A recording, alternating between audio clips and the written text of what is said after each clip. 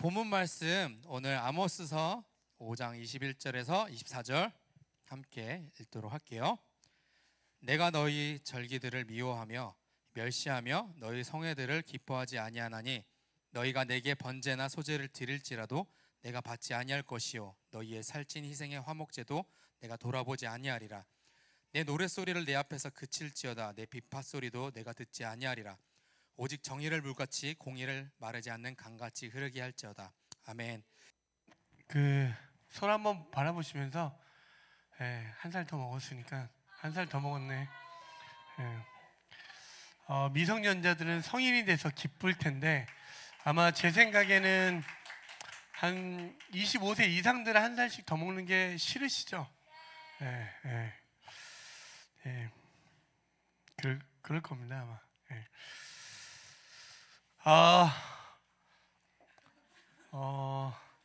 오늘 너무나 아름다운 너무 귀한 청년들이 자리에서 제가 오늘 이 준비한 말씀을 모두 접고 다시 말씀을 다르게 전해야 되나 순간 고민이 들어서 마지막 제가 올라오는 순간까지 고민을 했습니다. 어떤 말씀을 전해야 이렇게 또 우리 하나님을 잘 소개해 줄 수 있을까 그런 생각이 좀 잠깐 들었지만 보통 이제 저희는 교회를 다니는 성도들은 52주잖아요. 52주. 그래서 주일날 한 번 예배를 드리면 한 50번 이상을 예배를 드립니다. 그리고요. 보통은 주일날 한 번 예배를 드리지 않고 주중에도 한 번 예배를 드리면 한 2번, 그리고 헬세드 교회 기준으로 하면 주일날 오전 예배, 오후 예배, 금요일 예배를 하면 3번입니다. 일주일에 3번. 그걸 52주로 곱하면 총 156회를 이번 2024년도에 예배를 드린 겁니다. 단순 계산으로 하면. 그런데 대학교에 다니면 보통 한 학기가 몇 주냐면 15주입니다. 15주. 그래서 저희가 그냥 아주 단순 계산으로만 해도 150번의 이상의 예배를 드렸기 때문에 학교라면 거의 10학기를 우리가 1년 동안에 거의 치른 셈입니다. 그렇죠? 보통은 한 학기에 15주면 4년 기준으로 하면 어떻게 되죠? 계산하시면 60이죠. 그죠? 그러면 보통은 학사를 따고요.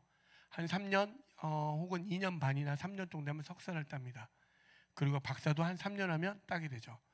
거의 1년 정도의 예배를 꾸준히 다 드리신 웬만한 분들은 거의 예수님에 대해서는 박사 수준에 이르러야 됩니다.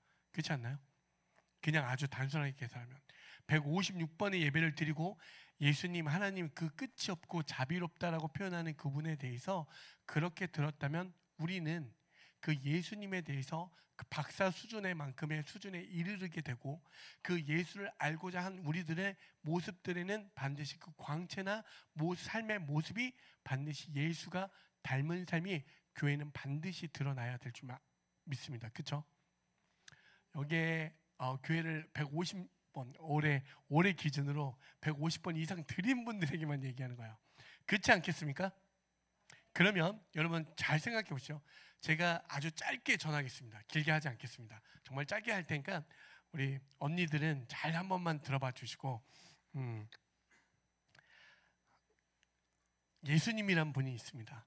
그분이 어떤 분이냐면 하나님이 우리를 구원하고 우리가 죄인인 우리들을 구원하시려고 이 땅에 오셔서 우리를 살리시려고 그 아들 예수 그리스도를 이 땅에 보내셔서 그분이 십자가로 말미암아 그분의 피 흘리심으로 우리가 죄사함을 받고 우리의 구원에 이르렀다라고 이야기합니다. 왜냐하면 이 땅에 우리는 보이는 것이 다잖아요. 보이는 것이 다.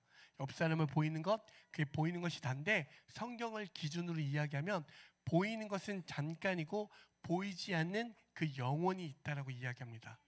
요한복음 17장 4절에 보면 영혼은 하나님과 그의 아들 예수 그리스도를 아는 것이라고 이야기합니다. 그래서 성도와 교회들은 어떠한 은혜가 있냐면 영혼을 바라보는 은혜가 있습니다. 죽으면 끝나는 인생이 아니라 죽음 넘어서의 삶이 반드시 존재하여 그 죽음을 기억하는 그 삶이 죽으면 끝나서 말하는 메멘토 모리 인문학적인 격언이 아니라 죽음 넘어서의 하나님의 나라가 있음을 기억하여 그 나라를 기준하여 오늘을 살아내는 그 삶이 우리 가운데 있기 때문에 그렇습니다. 그분이 예수님이라고 하고요. 그분이 예수님이 우리를 위해 오셨다는 사실을 믿기 때문에 그렇습니다. 그래서 날마다 그 예수님을 알아가는 거예요. 그렇다면 예수님을 알게 되면 우리에게 반드시 나타나는 정말 결정적인 게 무엇이냐면 영생, 그걸 쉽게 말하면 영원한 생명이 있다는 걸 이야기합니다. 왜? 하나님이 이 땅에 오신 모든 이유는 영원한 생명, 너희들이 죽으면 끝나는 인생인데, 아니, 너희들에게 영원한 생명, 그 하나님의 나라가 있고 그곳에는 슬픔과 곡함이 없는 그 나라가 있어. 거기에서는 그곳에 가면 여러분 혹시 이찬혁이라는 분 아시죠? 장래희망이라는 곡이 있습니다. 장례식과 그 장래와 더불어 희망이라는 걸 두 개를 합성을 해서 장래희망이라고 했어요. 근데 그가 그러잖아요. 자기의 장례식은 모두가 기뻤으면 좋겠다고. 왜? 나는 천국에 있을 거야. 그곳에 가면 나보다 덩치가 큰 세네배 된 사자와 함께 뛰놀고 있을 거고, 이런 이야기를 합니다. 그분이 말한, 그 찬혁 씨가 말한 그 나라가 있음을 그가 고백하는 거예요. 그래서 갑자기 음악이 확 전환되면서 할렐루야 외치면서 하죠. 그 나라가 있음을 교회는 이야기하는 거예요. 그렇다면 여기까지는 여러분에게 그 예수님을 소개한 것이고, 교회를 150번 이상 오래 다니신 분들에게는 한번 도전하고 던지고 싶은 말이 무엇이냐면, 여러분 그렇게 150번까지 교회를 다니셨고 아셨다면 믿지 않는 사람들에게는 놀랍게 예수님이 이 땅에 오셨을 때 어떤 일들이 벌어졌냐면, 오병이어의 사건과 수많은 사람들이 그 예수를 보고 감동하여 믿는 자들이 날마다 더해지는 은혜와, 지금도 2000년이 지난 지금도 목숨을 걸고 모든 것을 다해서 주 예수 그리스도를 믿고 따르는 이들이 너무나 많다는 사실입니다. 그렇다면 이 모든 것을 통틀어 기준하여 성도인 우리가 그렇게 예수를 1년 동안 수없이 예배를 드렸는데, 우리를 통한 그 영원한 생명을 그들에게 소개해 주었는지 한번 생각해 보십시오. 혹은 그것을 기준하여 한번 볼 때 어떠한 게 나타나야 되냐면, 마태복음 5장 10절에 보면 하나님의 나라에 대해서 이야기하는데 마지막 끝에 이렇게 이야기합니다. 의를 위하여 핍박받는 자, 박해받는 자가 하나님의 나라의 자녀라고. 곧 쉽게 말하면 예수님을 위해서 박해받는 그 삶을 기꺼이 살아내냐고 우리에게 던지고 있는 거예요. 성도들에게, 교회들에게. 또 고린도전서에 가면 어떻게 이야기하죠? 10장 30절에 보면 무엇을 마시든지 먹든지 어떤 걸 다 하든지 다 누구의? 하나님의 영광을 위해서 하라고 이야기합니다. 여러분, 여러분의 맛과 여러분의 어떤 삶을 위해서 고기를 쳐 드시죠. 쉽게 말하면 고기를 쳐 드시잖아요. 누굴? 하나님의 영광은 아닌 그냥 나의 유익을 위해서. 그런데 무엇을 먹든지 마시든지 다 누구를 위해서? 하나님의 영광을 위해서, 이렇게 이야기합니다. 이건 반드시 누구에게 나타나는 거? 성도에게 나타나야 되는 모습입니다. 근데 또 이런 게 있습니다. 24절에 어떤 말씀이 있냐면, 자기의 유익을 구하지 말고 남의 유익을 구하는 삶을 살아야 된다고 이야기합니다. 교회는요, 성도는 반드시 이 땅 가운데 우리가 요즘 모든 이야기가 뭐냐, 행복은 내가 행복해야 되고 내가 기뻐야 되는데, 교회는 전혀 그런 이야기를 하지 않습니다.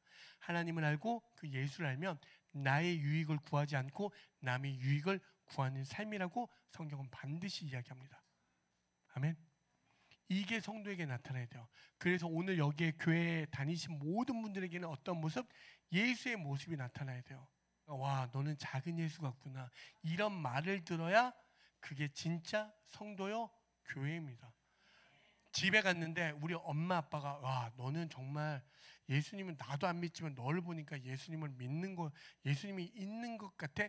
이런 말을 들어야 그들이 바로 진짜 교회요, 성도라고 이야기합니다. 근데 집 가면 어떻게 되죠? 엄마! 아빠! 밥 안 먹어!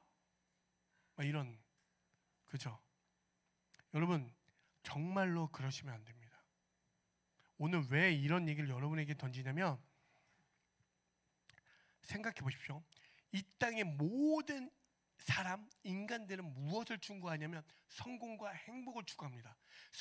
성공도요, 자기를 증명하고 자기 유익을 위한 거고, 행복도 자기 유익과 자기 증명을 위한 겁니다. 그렇지 않습니까? 그런데 교회를 다니는 성도들마저 어떤 걸 추구합니까? 교회만 나올 뿐이지 모든 평소의 삶은 여전히 성공과 행복을 추구하는 삶, 세상 사람과 다르지 않는 그 삶을 살고 있다는 사실입니다. 그러니까 어떻죠? 더 불행한 삶을 살고 있죠. 예수를 믿으니까 주일마저 쉬지도 못하면서 그렇게 해서 예수를 수단 삼아 성공하고 싶고 예수를 수단 삼아 행복하고 싶으니까. 그런데 제가 여러분에게 말씀드린 건 성공하지 말고 행복하지 말라는 이야기가 아닙니다.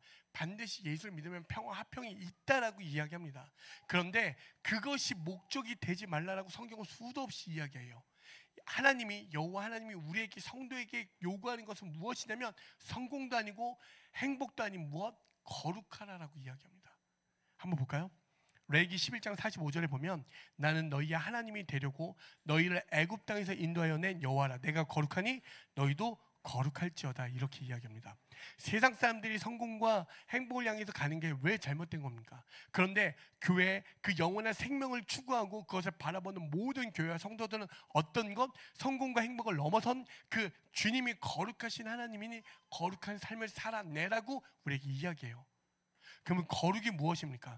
어떤 단어들을 볼 때 우리는 단어 속에 있는 그 함의된 의미를 모르면 거룩이 도대체 뭐지? 아, 여기서 그냥 옷을 좀 바르게 입고 좀 반듯하고 뭔가 정결한 게 거룩한가? 이렇게 생각이 우리가 쫓아가기 점철되어지는데 그런 뜻이 아니라 거룩이라는 건 그 뜻은 그 안에 아주 쉽게 이야기하면 구별됨을 이야기합니다.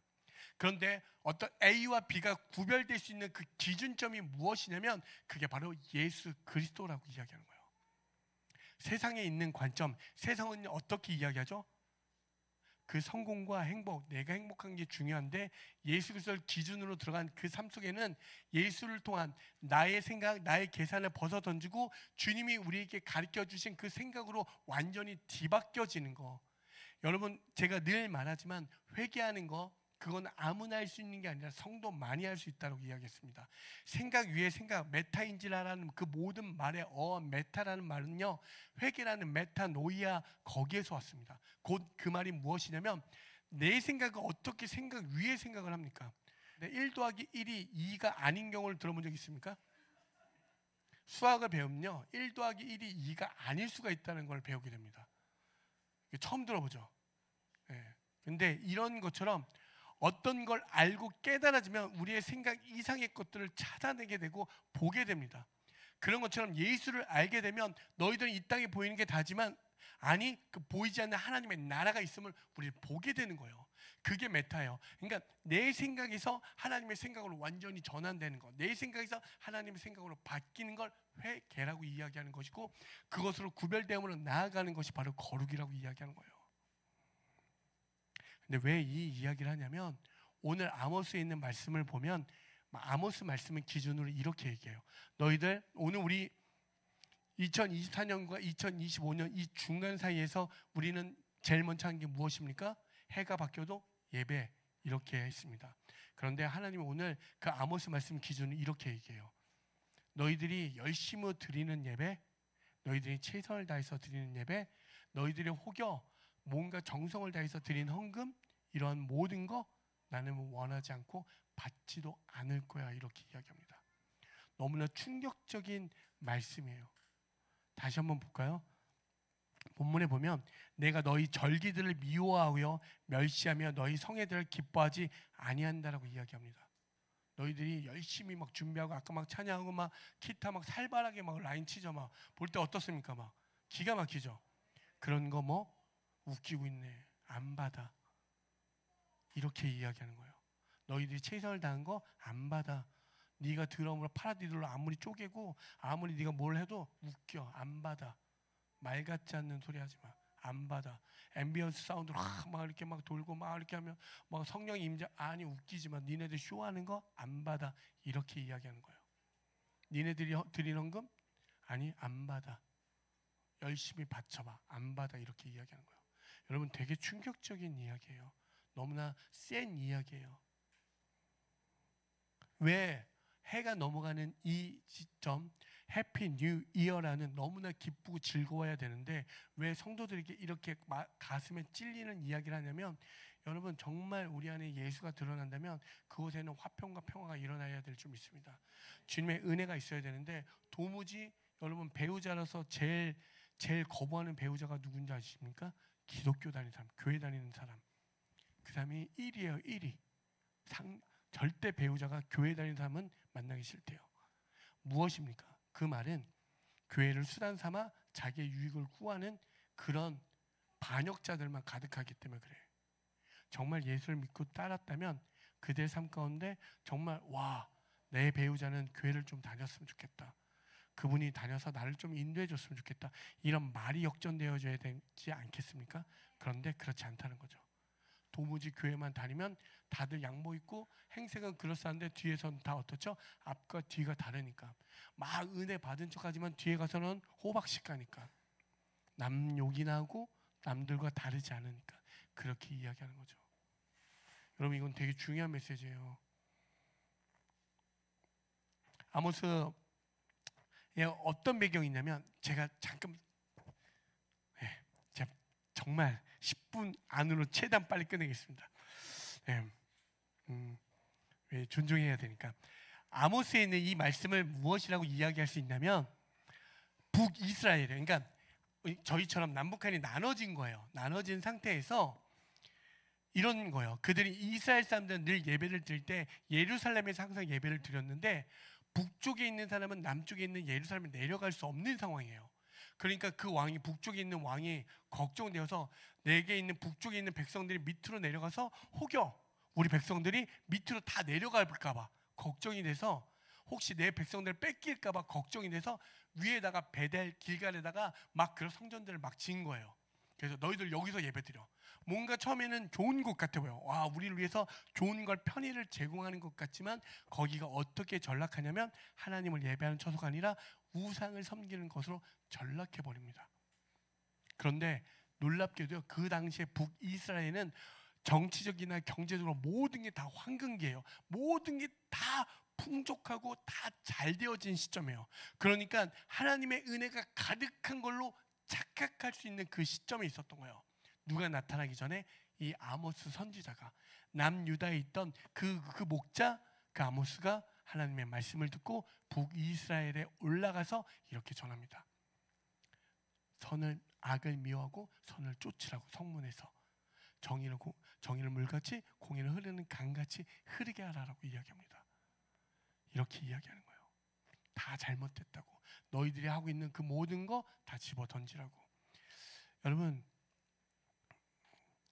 그냥 자기의 유익을 위해서 하는 종교적 열심을 하나님 받지 않는다라고 이야기하는 거예요.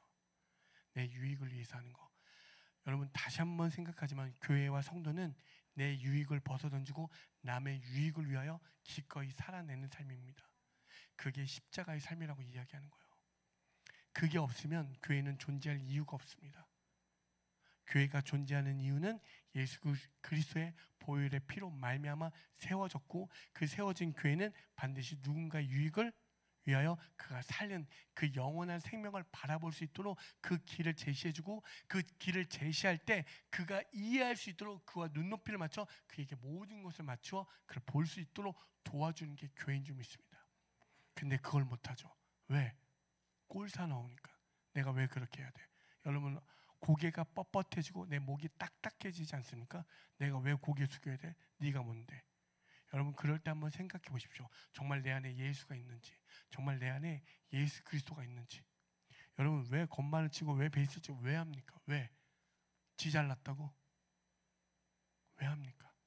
왜? 이런 질문이 우리 가운데 있어야 돼요. 도대체 왜? 왜 양보해 줍니까? 왜 배려해 줍니까? 교회는요 기꺼이 예수님이 우리를 위해 양보해 준 것처럼 우리도 그렇게 양보하는 거예요. 여러분 좋은 이야기, 좋은 말씀, 복된 이야기, 아주 충만한 이야기. 여러분 교회에서 열심히 하시면 복 받습니다. 복된 이야기만 말씀 구절 다 뽑아서 여러분 여기에다 성경 구절이요 좋은 말씀들만 딱 해갖고 여러분 딱 주잖아요. 기분 좋아요. 그런데 정말 뭐가 남겠습니까? 아무것도 남지 않아요. 정말 예수가 있다고요? 아니요. 정말 죄송하지만 아무것도 아니다면 그냥 뿌리 없는 겉만 번지르한 삶밖에 남지 않습니다. 진짜 예수가 우리 안에 뿌리 내려져야 정말 그 뿌리 깊은 나무가 되어질 때 비로소 그 나무에 제대로 된 역할을 할 줄 믿습니다. 그렇게 되어질 때 여러분 보시면 아모스가 이렇게 얘기합니다. 14절 15절에 너희는 살려면 선을 구하고 악을 구하지 말지어다. 만군의 하나님 여호와께서 너희의 말과 같이 너희와 함께 하시리라. 너희는 악을 미워하고 선을 사랑하며 성문에서 정의를 세울지어다. 만군 하나님 여호와께서 혹시 요셉의 남은 자를 불쌍히 여기시리라. 이 말이 무엇이냐면 늘 예배에서 외쳤던 구호예요. 늘 선을 구하고 악을 미워하라고. 그런데 그들이 그렇게 외쳐놓고서 어땠는지 아십니까? 아모스 5장 12절에 보면 너희의 허물이 많고 죄악이 무거움이 내가 아노라. 너희는 의인을 학대하며 뇌물을 받고 성문에서 가난한 자를 억울하게 하는 자로다. 여기에서 성문이라고 하는 건 어떤 그 모든 그 지경의 중심을 이야기하는 거야. 그렇게 하면서 늘 남을 괴롭히고 나의 유익을 위해서 남을 짓밟는 그 삶을 살았지 않았냐, 이렇게 이야기하는 거야. 너희들 교회 다닌다면서 얼마나 썩어 빠진 거를 완전히 정확하게 지적하는 거예요. 여러분, 새해가 시작된 이 시점에 다시 한번 여러분 안에 예수 그리스도가 있는지 질문해 보시고 없다면 회개하셔야 됩니다. 그리고 정말 예수를 내 안에 영접하여 그렇게 나아갈 때 영혼들이 사는 걸 경험할 수 있습니다.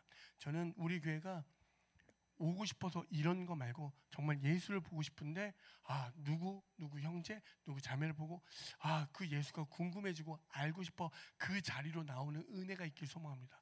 아멘. 그래야 진짜 교회이지 않겠습니까? 그래야 교회 되어지지 않겠습니까? 오늘 정확하게 우리에게 이렇게 이야기하잖아요. 미가서 6장 8절에 보면 이렇게 얘기해요. 너 사람아 무엇이 착한 일인지 주님께서 이미 말씀하셨다. 주님께서 너에게 요구한 것이 무엇인지도 이미 말씀하셨다. 오로지 공의를 실천하며 인자를 사랑하며 겸손히 내 하나님과 함께 행하는 것이 아니냐, 이렇게 이야기합니다. 너희들의 그 거짓된 자기 유익을 위한 종교적 제의 예배 이딴 거 말고 정말 정의와 공의를 행하라고 이야기합니다.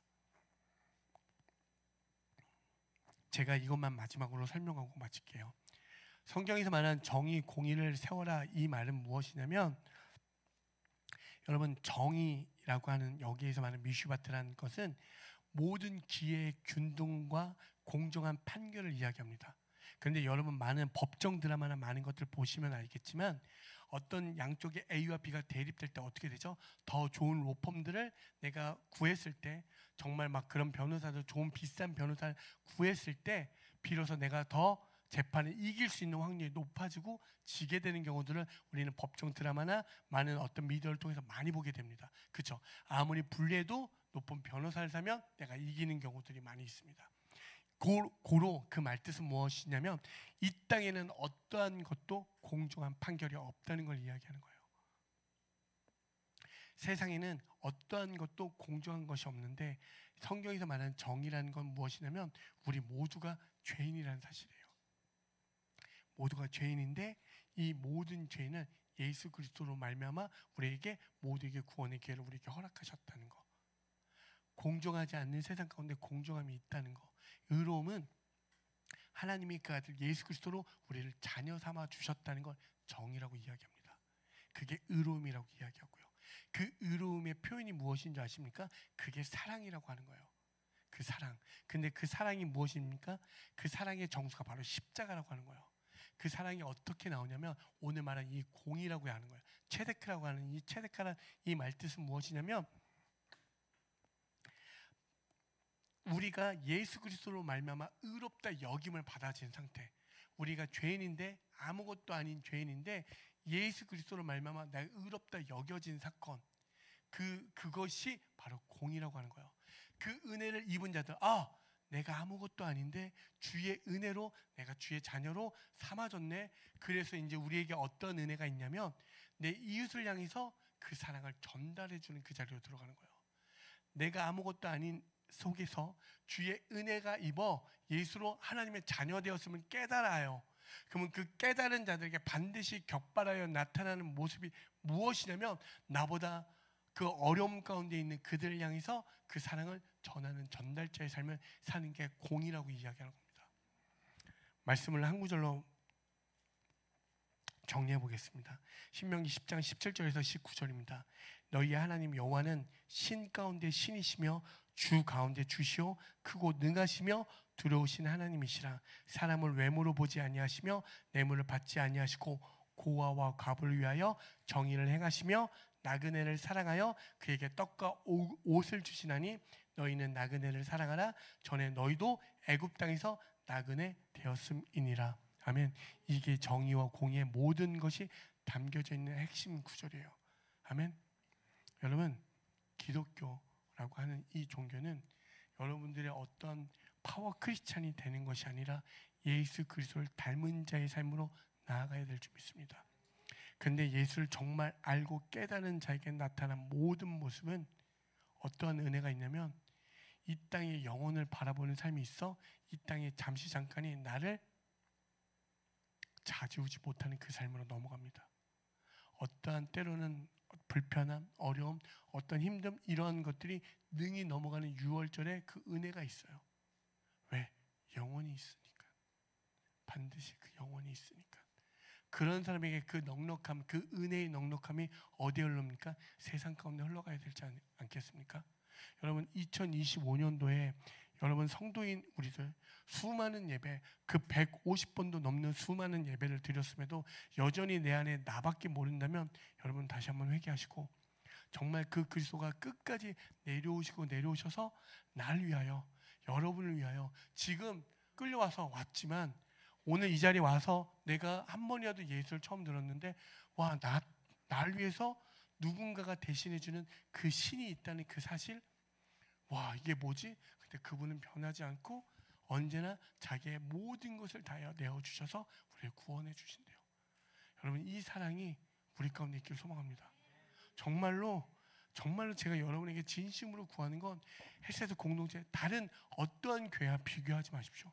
우리에게 오늘 조명하신 그 하나님 앞에 정말 다시 한번 무릎 꿇고 기도하시면서 나는 왜 무엇을 하는가? 제가 학교에서 아이들을 가르칠 때 어떤 것을 위해서 가르치고 무엇을 위해서 하겠습니까?